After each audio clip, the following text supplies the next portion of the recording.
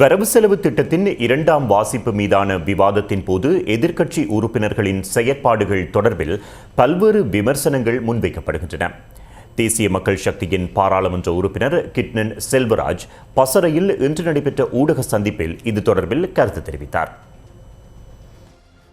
எதிர்க்கட்சியினருக்கு தங்களுடைய கதாபாத்திரத்தை தாங்கள் செய்யக்கூடிய எதிரணியின் பாத்திரத்தை கூட செய்ய முடியாத ஒரு சூழலுக்கு தள்ளப்பட்டிருக்கின்றார்கள். வரவு செலவு திட்டத்திற்கு மேலதிகமான விவாதங்களையே உள்ளடக்கம் இல்லாத சில விடயங்களையே பேசினார்கள்.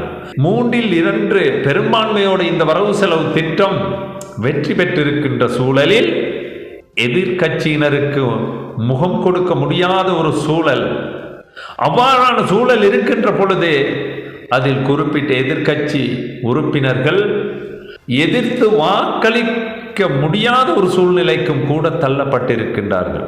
அதாவது எதிர்க்கட்சி பாத்திரத்தை சரியாக வகிக்க முடியாதவர்கள் நாட்டில் நலனில் எவ்வாறு அக்கறை கொள்வார்கள் என்பதை பற்றி என்ற கேள்வியை தேசிய மக்கள் சக்தியாகி நாங்கள் கேட்கின்றோம்.